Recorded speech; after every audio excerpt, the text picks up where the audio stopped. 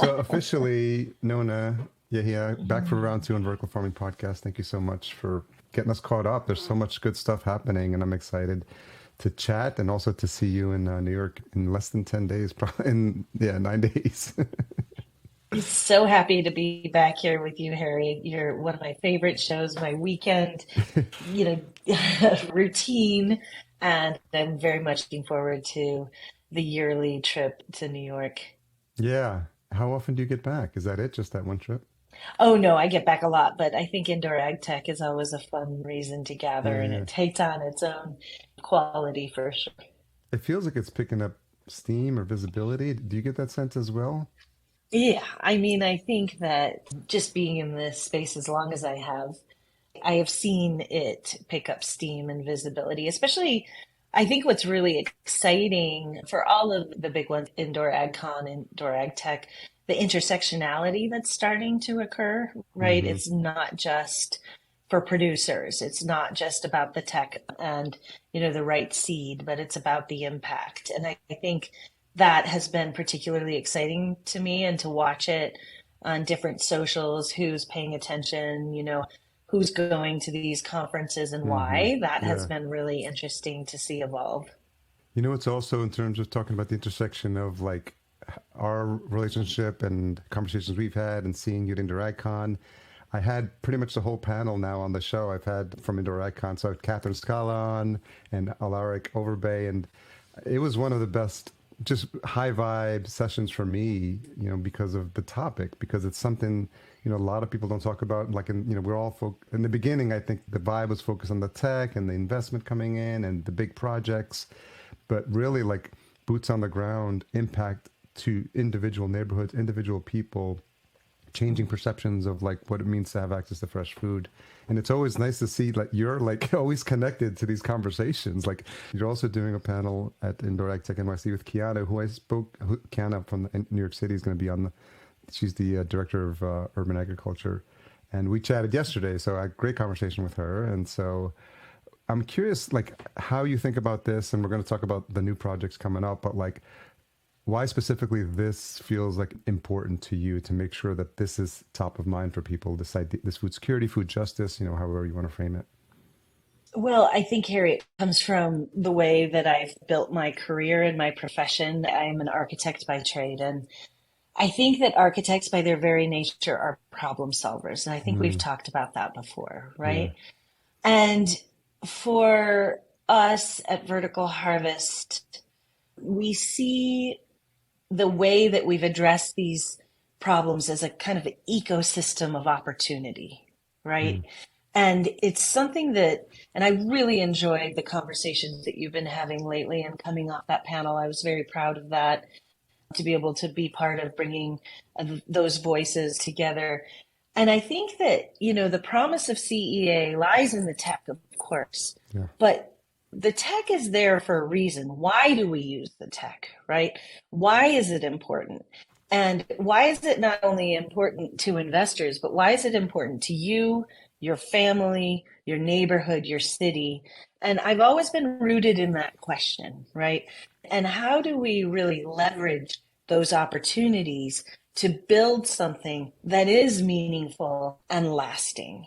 And I think that's why being a part of those conversations are so important, because that perspective is how this industry will actually win hearts and minds and become a movement, which it absolutely needs to. Yeah.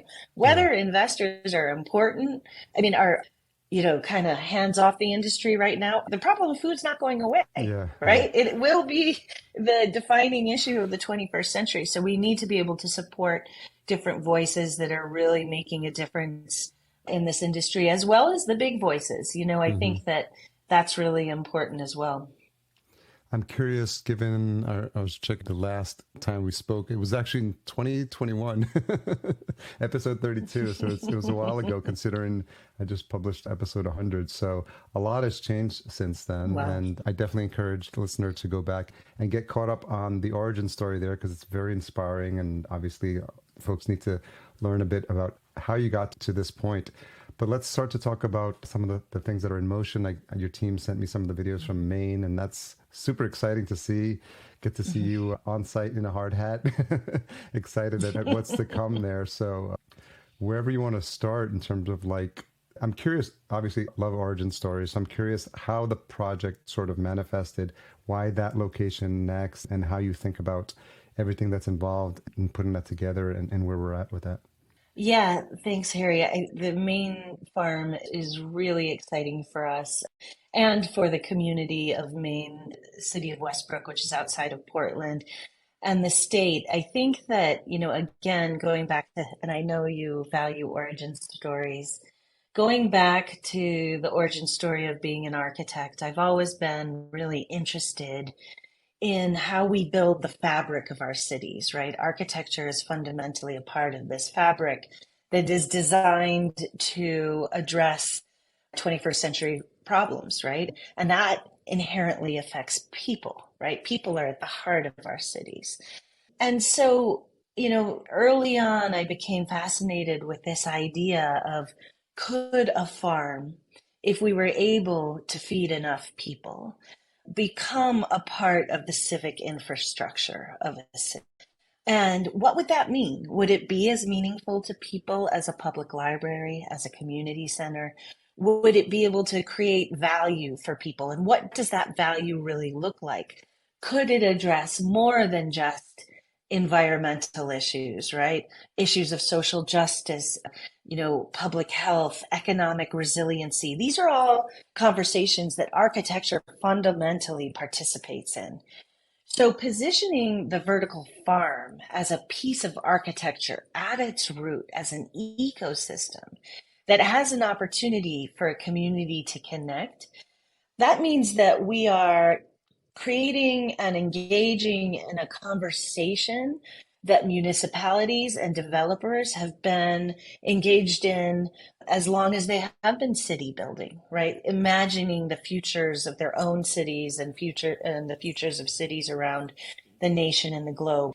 And I think that's been a really exciting perspective for us because being a part of that conversation, we've seen that cities really value food sovereignty, right? Hmm. They Yeah. food resilience and solving their own problems at a local level. And so that's really how we started having conversations with multiple different states, Maine being one of them.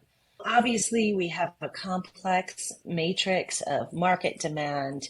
Is it amenable in terms of electricity? I Mm. mean, what are the rates? All the different, aspects of what makes a business successful.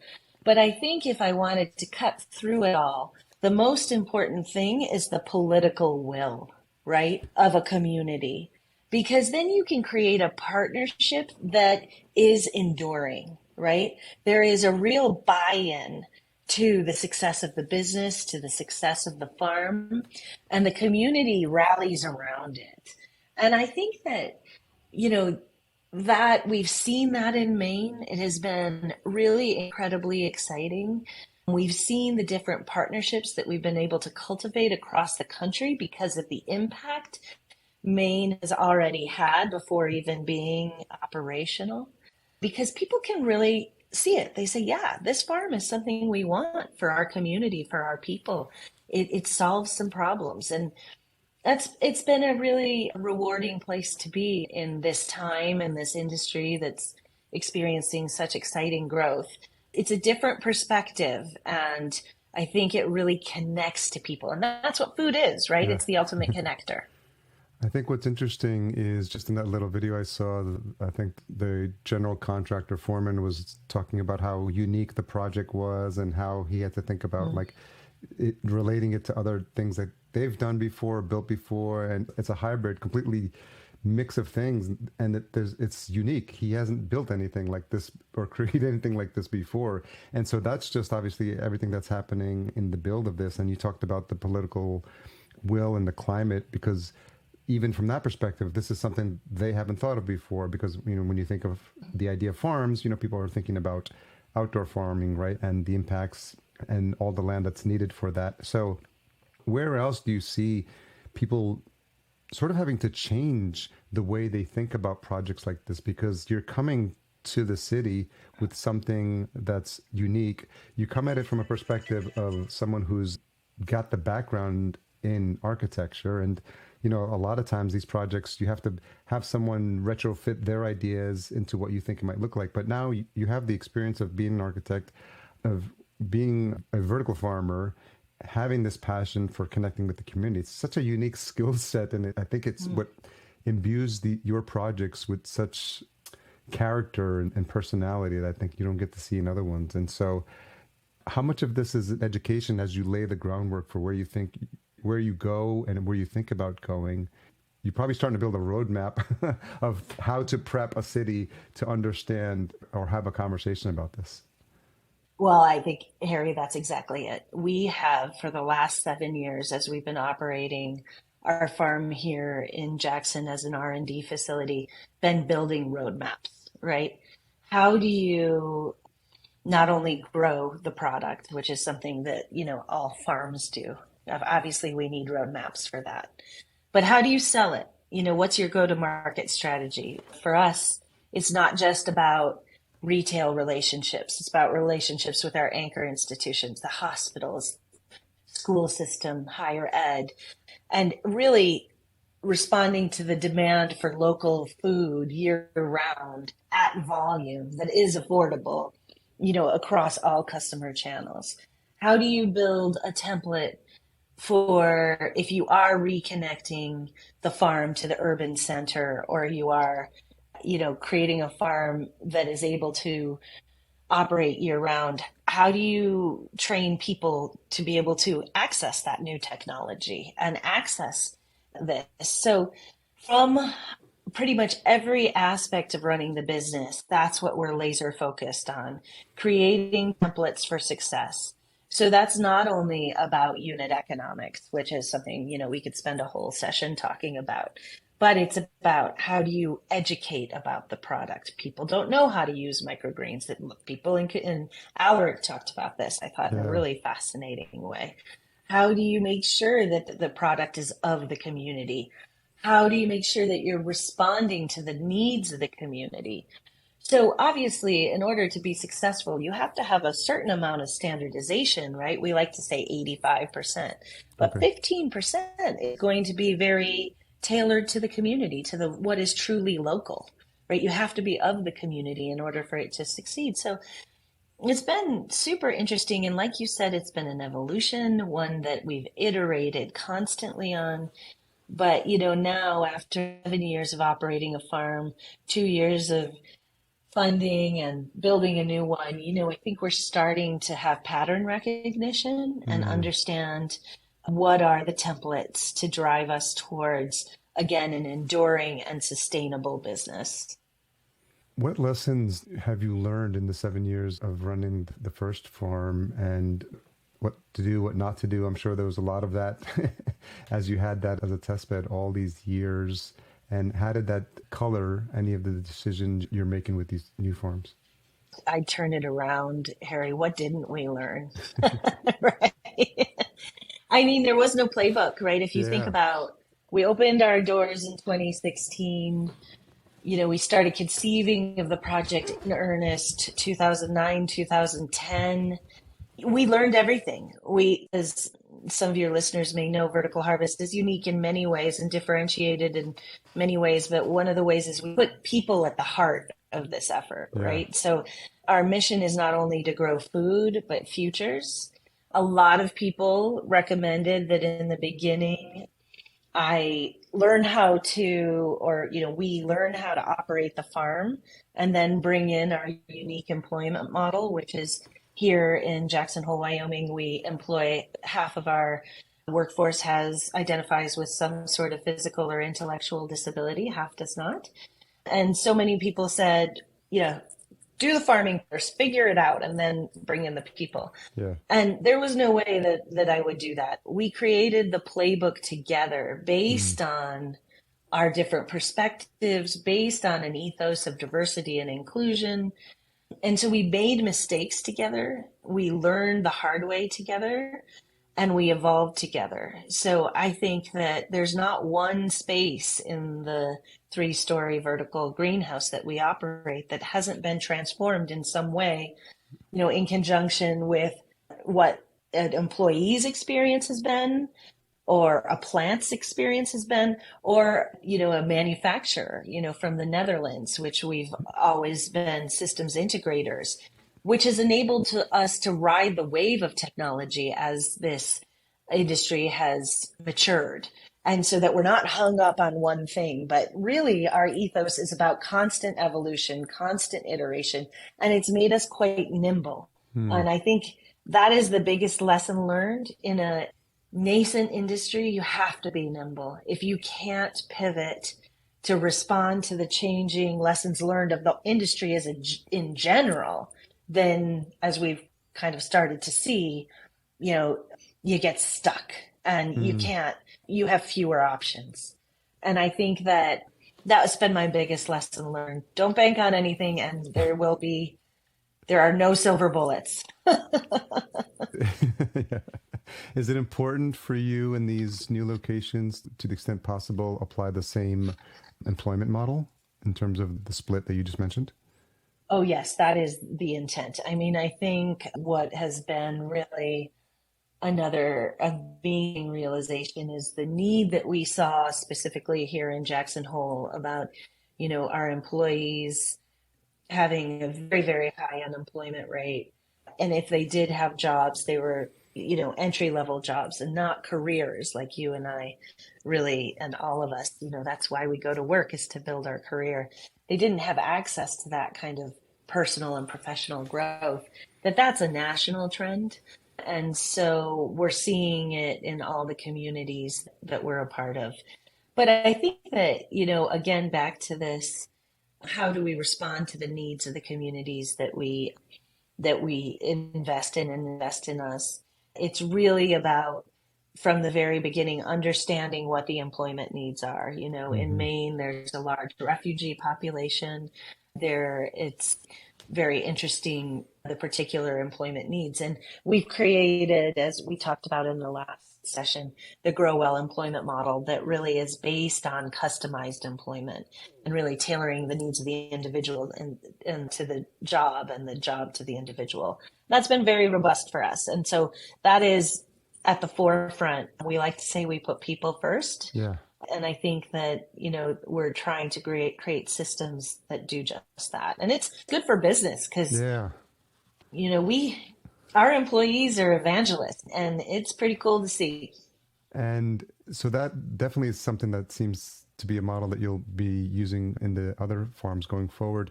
Are there any pushbacks when you go into these locations, when you find a partner city? Is there something that is just so new to them that they still have to wrap their heads around it, whether it's, location, employment, whether it's the business model, whether it's, outreach to the community, whether it's partnership with other businesses, whether it's maybe other businesses you might be disrupting somehow? I'm just curious if the municipalities that, as you start to have these early conversations, have to come around to see a new way of doing things that they might have not thought of previously. What's been super interesting about that is we haven't seen that. I mean, we saw that here in Wyoming, but I think we now have built our R&D facility to a place where we have proof of concept, right? You come to our farm, you see it working, Yeah. you see the impact it has had on lives, you see the impact it's had on the community. It's an easy sell. And we don't even need to bring a lot of people here. They see, I mean, these are problems, food and jobs. Nobody can argue with that, Yeah. right? Yeah. Yeah. And I think that what has been exciting is that we are very transparent, right? We're saying this is what we are, this is what we're not, and we engage people into the process. And I think that that is really, in an industry that's not mature, that transparency is essential, right? And to be community minded, right? Yeah. To go in and listen first, right? And not tell. I think it's Adam Grant who said the amazing phrase, speak like you're right, but listen like you're wrong, right? And that's how we approach our each community. And so we try to show how we're collaborative and really problem solving together. And that has been a really successful strategy.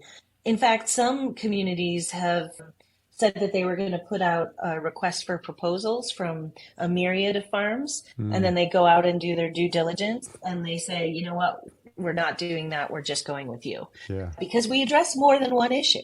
yeah. And I think it has a compounding effect and attractiveness. But I'm glad we did the hard work when we did it. And it has been very encouraging to see how people have welcomed us with open arms. What's the roadmap? I know there's Maine. I think Chicago was mentioned as well. So obviously there's a lot that needs to happen between now and then. But what the tentative plan look like now?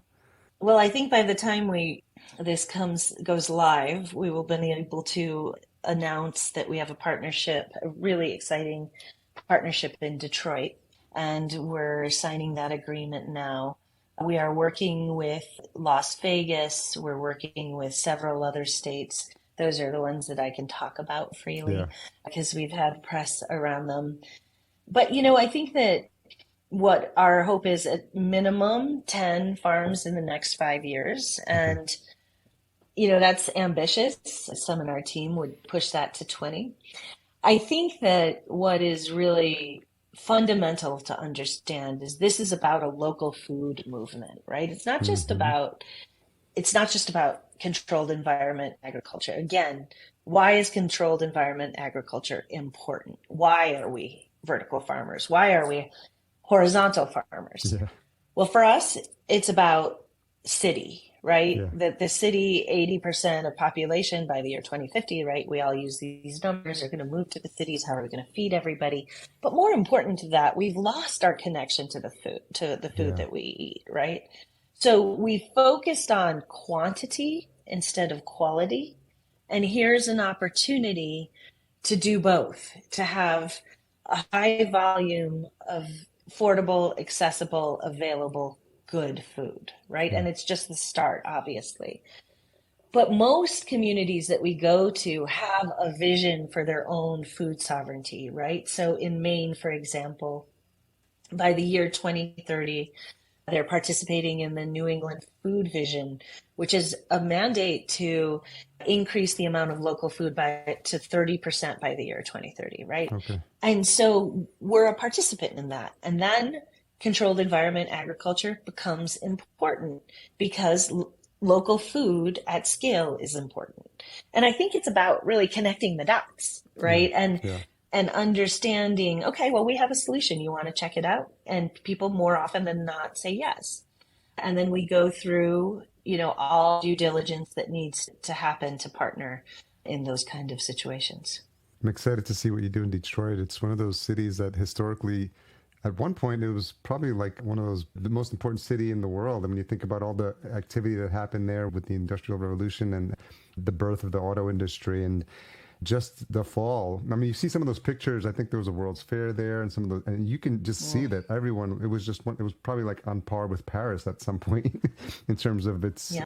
the allure of it, and it's, and then when you see it now, I've been there because of my love of electronic music. I've been to an electronic music festival there called Movement, so I've been there 9 years, Awesome. and so I got to see firsthand, just these hollowed out shells of buildings and just like the devastation that happens when a whole industry is just not thriving anymore. So it's interesting to see how something like vertical harvest can play a small part in, revitalizing. I know there's a lot of efforts underway already there, but, and then that's going to happen, I'm sure, in several of your other locations as well. But it's exciting to see, and it's exciting to see how the community takes to it, because I think it'll be a very positive outcome there.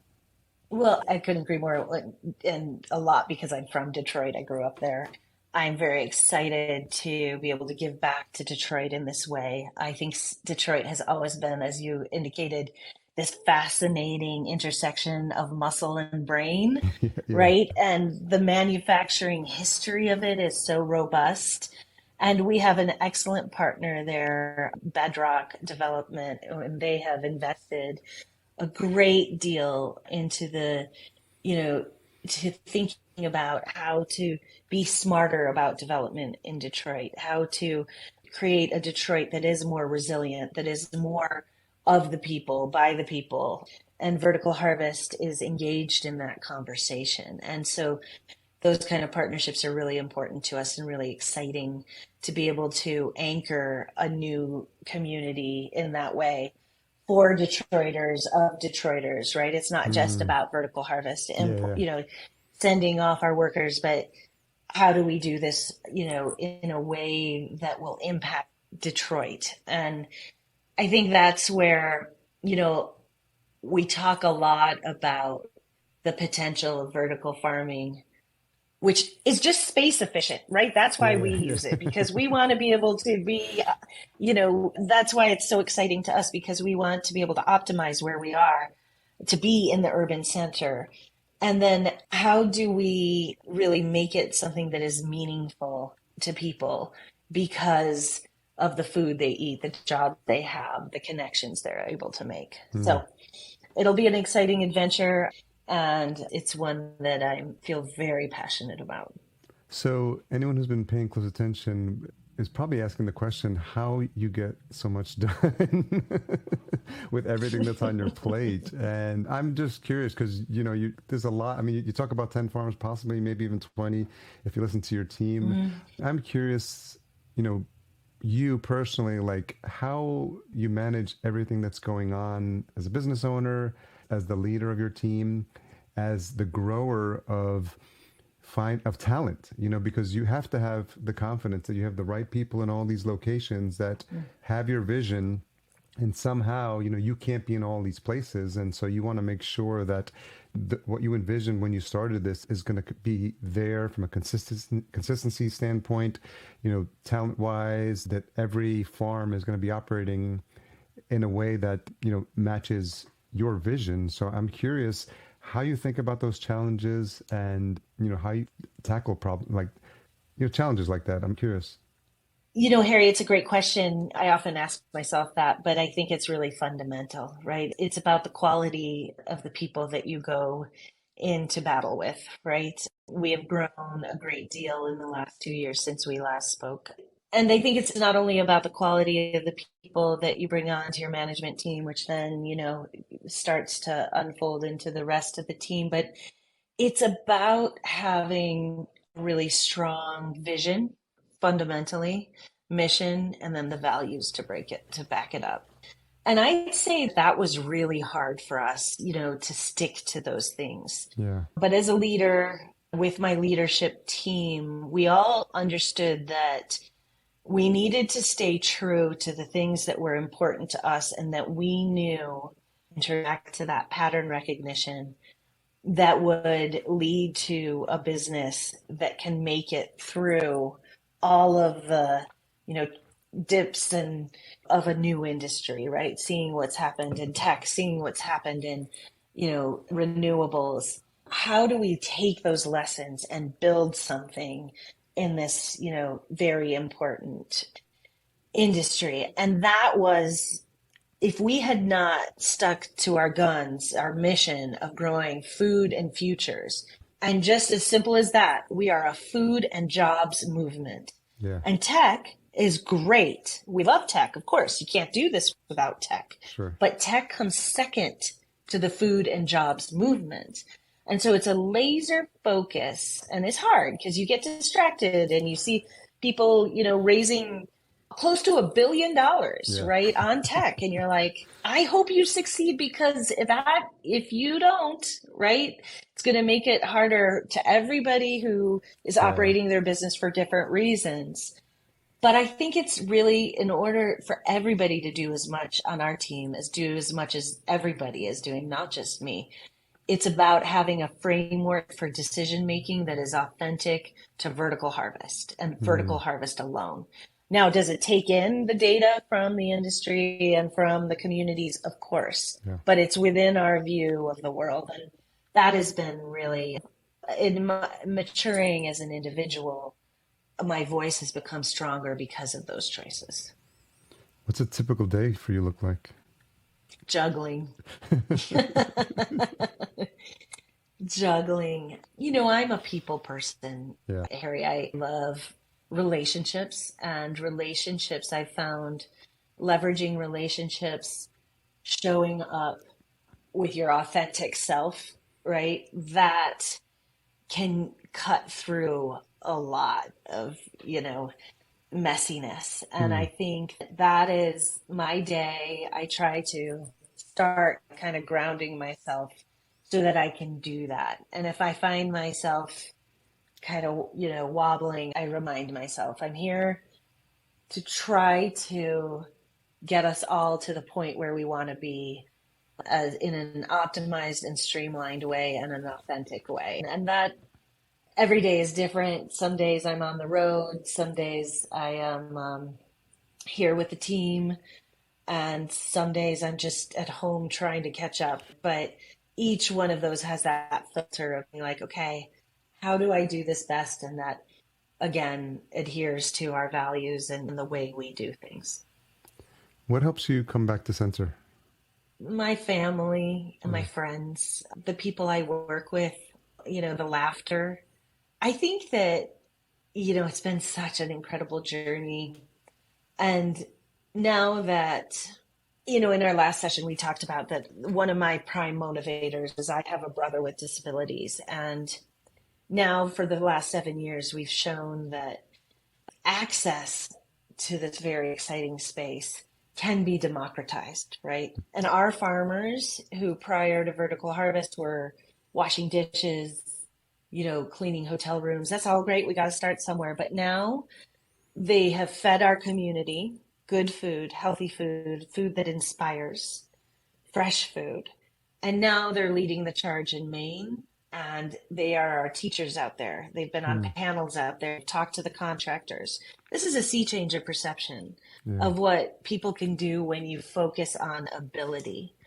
And that, when I've seen the impact that it has had on people's lives, I'm a very competitive person. I don't want to fail. But I don't want to fail because I am responsible for what we've unlocked there, right? We've shown that there is a better way and that it can be a profitable way. Yeah. It's a good business, it's a strong business, and we can turn capitalism on its ear, right? We can say we can do well by doing good, and those things can be connected. And in fact, we do well because we're doing good, because people want to be a part of our story, right? With a little farm that could here in Jackson Hole, Wyoming. I mean, we've had national and global press, right? Yeah. We've had communities that say, yeah, we understand Maine is 15 times the size of the one in Jackson, but we want that impact. Yeah. So that, and I also have this power where it could be the darkest day and I'll look at my husband, I'm going to sleep. And then the next day I'm like, okay, here we are again. Refresh. Because of that story, yeah, I'm able to refresh and Yeah. go at it again because we've built a community that is magic. It is fun. It is challenging.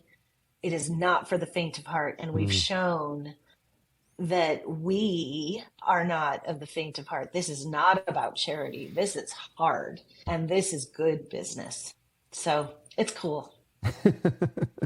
It's good to see that you always have a smile on your face every time we connect. So I guess it's something to say for, whatever habits or whatever, ways of living or whatever things you've put in place personally to help you deal with all the pressures of, showing up day in and day out, because I'm sure it's not easy.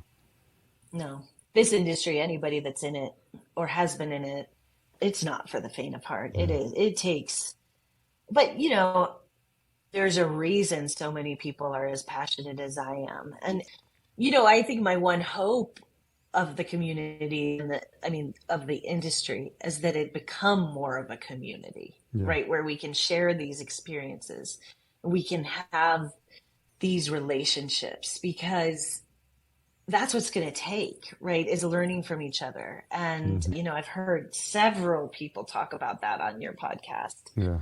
And I think we're close. I think we're close to unlocking that because this is a movement. This isn't about vertical harvest or anybody else. This is about something that's time has come because people need it, Yeah. right? How have you evolved as a leader over the past 2 years? So many ways. I think I've learned how to be comfortable being uncomfortable, right? Say more about that. Yeah, I think that I've started to trust that I have built a team around me that we can problem solve our way out of most things. We hit a lot of headwinds, as a lot of our colleagues and competitors have as well. And we've navigated them. And every time I thought, oh, well, it can't get worse than this, then it gets worse. I mean, the debt ceiling crisis, I'm like, no way it could touch us. It affected food supply chain, right? Yeah. Eviscerated the program at the USDA. Right? So this was something we were counting on as Yeah. project funding. So I think that we've stopped creating those obstacles into fire drills and understanding that we have a robust tool set that we can tap into to, like I said before, navigate and find another solution. Well, okay, that's gone. Yeah. Didn't see that coming, right? But how do we do that? And I think people see me showing up day to day, not with a smile on my face. I think you kind of hit it there. And then they're like, okay, well, she's fighting. I'm going to fight too, right? Yeah. And we're going to keep going. And that's that culture that I'm talking about. We've built, I think you can have the best laid strategies, the best laid plans. And if you don't have the culture to support it, you're dead in the water. And so we've spent the last, almost a decade now building that culture. And I think it is really strong. Yeah. What are your thoughts on the recent high-profile news, Aerofarms, other folks, just within the past, couple of months? There's so much high-profile news that if you're looking from the outside, you're wondering like, what's going on in vertical farming? Doesn't look like it's all it's cracked up Mm. to be. And I'm wondering what, if any, impact it has on your decision making or just your thoughts to how people should be looking at that in the context of what we're trying to do here all collectively as an industry. Well, I think each one is a little bit of a stab to the heart, right? Yeah. Because, you know, their successes are our successes, and unfortunately, the other way around it Hmm. rings true as well. It is, I think that venture capital is not available to any of us right now because of what happened, with in the last couple years. Yeah. So, okay, how do you reposition? And I think that's a question. I think what is unfortunate is that these farms are not apples to apples. Yeah. And because of the lack of transparency in the industry, there hasn't been much insight into that. So you can't say, so everybody gets lumped in, Yeah. to one category. For example, we are vertical farmers. Yes, it's true. But most of our colleagues have really leveraged technology, Yeah. right? Saying they're going to reinvent the wheel. I would even say they're inventing a new wheel. I'm not, is that necessary or not? This is a conversation we could have. Sure. For us, at the very beginning, I knew what I knew and I knew what I didn't know. And I knew I didn't know how to farm hydroponically. Yeah. So I said, who's the best partner? And, you look over across the pond in the Netherlands, a country the size of Maryland, Yeah. under glass, they've become the second largest exporter of food in the United States, That's right? wild. I Yeah. mean, a second to the United States Yeah. globally. Yeah. And so they're our partners. They've been our partners. So we're systems integrators, right? So we bring tried and true hydroponic technology and put it together as an architect would into a robust ecosystem that prioritizes yields and production alongside people, really maximizing costs. I mean, optimizing costs. So pushing the cost down. What's that balance between people and automation? But we're not doing what Aerofarms was doing or what Calera was doing, right? And so, but we get lumped in, well, they're vertical, I'm not Yeah. interested, Yeah. Yeah. right? Yeah. And I think, and so, but then again, on the other side of things, you always want to find the right investors who are going to take the time to say, all right, what does this company really look like? It seems that there's a there, right? Yeah. But at the end of the day, I think Aerofarms really hit me hard because I felt that they were in the community, engaging the Yeah. community. No, and what does Chapter 11 even mean? People read that and they're like, bad. It's about Yeah, yeah. restructuring. Restructuring, yeah. They've been around for a long time. So I think the important thing is, why I love the work that you do so much, Harry, and I'm such a dedicated listener and I'm not just kissing up. It's because we have to have these conversations and we have to have them openly and transparently. Yeah. What has you excited when you think about your relationship to tech and innovation wise, or what are you seeing, or do you rely on your technology partner to just keep tabs of what's the latest and greatest, and so that they're doing the implementation, they're doing the testing, they're seeing what's going to make sense to put into production? So from a tech standpoint, innovation standpoint, is that where that partnership comes in handy for you? Yeah, it's a robust collaboration where it's dual innovation, right? What do we need on our side and how can we solve that? I mean, I work with engineers. I'm an architect. We like to, be able to really understand what the system will output. And that is so fun. And whenever we are able to push it even further, it is such an amazing, it is something we all feel really good about. I think that some of the things that I'm most excited about is how do you look at food as the new factory, right? A human Mm, factory, right? yeah, It's humanized. And of course, we're involved in AI and ML and all of that with growing plants, which is amazing. And I'm yeah. blown away by it all the time. But what if you look at it with the dual filter of not only plants, but people? What Mm, is the potential for AI to really empower people, to augment teams, to create ways of working smarter and better? And that is something that I have been investing a lot of my own personal time in understanding what is our point of view with AI. It's here, mm, it's happening. yeah, yeah. We could be scared of it, but we have to have the belief that we can do something with it and that we must do something with it. And I think that's what's really exciting. But Harry, just, I mean, obviously I'm excited about a lot of things, but I think the farm itself, the way it operates to prioritize yields to respond to the demand for local food, how we've used conveyance, how we've used automation, how we've used lighting, and how we've put that all together. Yeah. It's the ecosystem, again, back to that ecosystem of opportunity that is the real innovation. Yeah, it's exciting to see, and it's almost like hard to predict where it's going to go because I mean, 2 years ago we weren't even talking about AI, so who knows what's going to happen Who on our next knows? conversation? What's a tough question you've had to ask yourself recently? So many. I think that I should have been prepared for this because No, I it's okay. know that you asked this. That's okay. I'd rather you take So, the time to think about what's most alive for you. yeah, I just want to make sure that it is. I think there's a lot of exciting things happening. There are a lot of really exciting things happening with vertical harvest. And it's making sure that we have the right people in the right shoes and that we're taking on, that we're being real with ourselves, right? And Hmm. the industry is being real with itself, right? How do we stay away from the big, like, okay, by the year 2050, here's where we're going.